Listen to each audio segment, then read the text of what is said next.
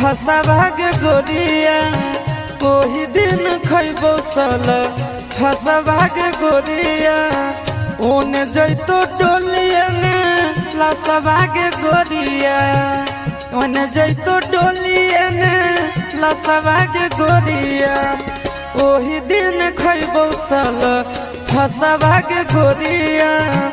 ओही दिन खैबो सल फसबागे गोरिया।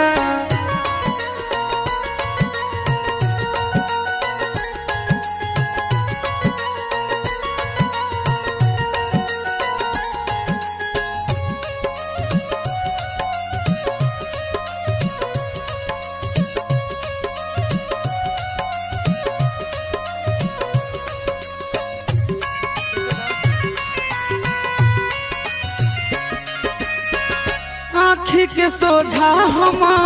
डाली